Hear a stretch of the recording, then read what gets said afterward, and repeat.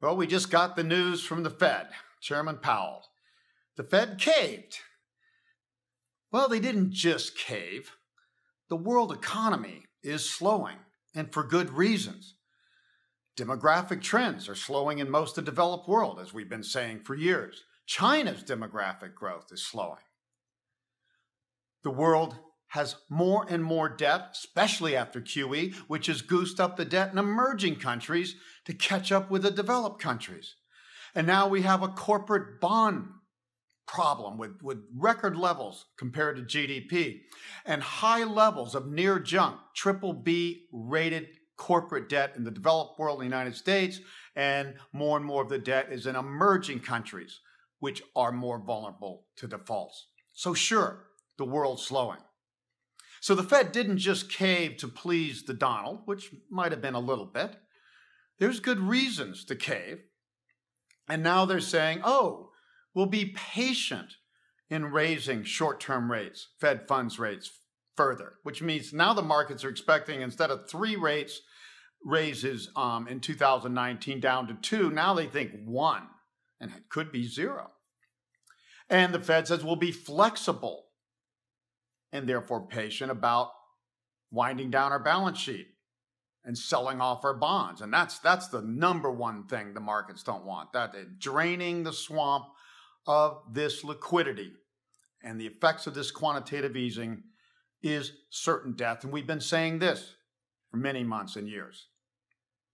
But the evidence comes out more and more. We all know that China's gone from 8, 10, 12% down to 6.8, now 6.6. And we know China tends to overstate things and is always stimulating here. And then when that gets overdone, they stimulate over here.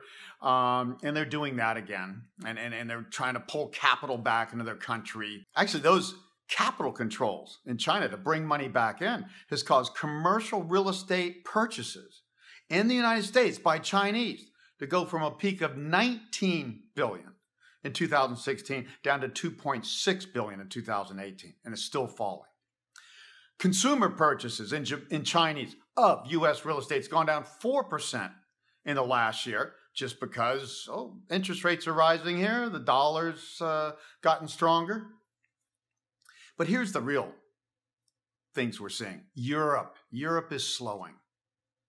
Italy just came in with an official recession.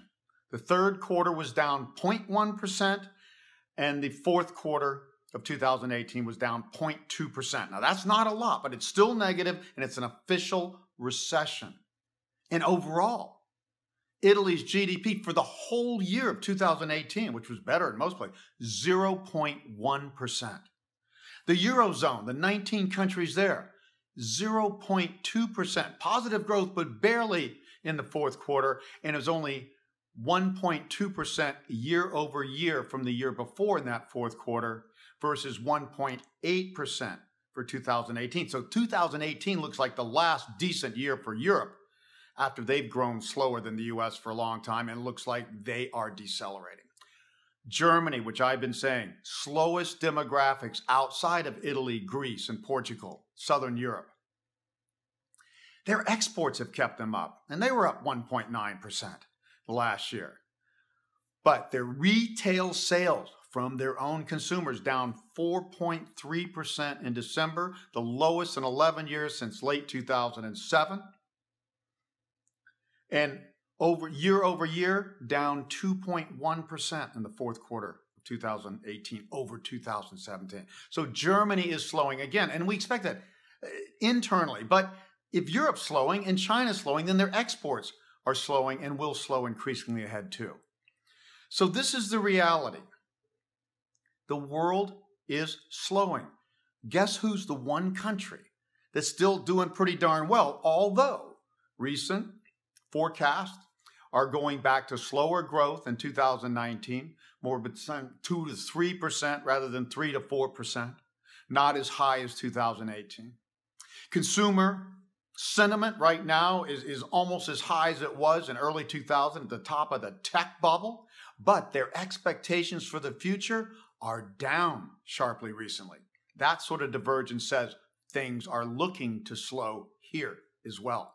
Our real estate indicator, the home construction index of the Dow, which led the last 2008 meltdown and Great Recession by 26 months, that has continued to go down mostly, and projects that by January 2020, give or take, we will be in recession and stocks will peak and start to go down, if not earlier. So that's the reality. The only real question left is, okay, when does this global slowdown hit? When do the tax cuts? See, that's the reason. The reason the U.S. is holding up the best and last is that Donald came and gave $1.5 trillion of tax cuts, $120 billion alone, which hit in 2018, which allows companies already using most of their cash flow, a lot of it, or borrowing at cheap rates to buy back their own stocks. And even after the tax cuts hit from January 2018 forward, a year later, signs are they are not investing substantially in new capital investment and equipment. And the places they are is in technology. So this tax cut thing will not last either. We just keep having one stimulus after the next, and that's the reason for my last book, 0 Hour. You can only do that so long, and we're just getting closer and closer to the point where the economy just melts down anyway, and further stimulus doesn't work. So stocks are doing well recently after rebounding from the late December lows. And of course, bear market rallies are usually sharp, and that could still be the case here. We're going to have to see a pullback here and see how this holds up. My scenario is more if that the markets can hold close enough to the December lows or just a little lower.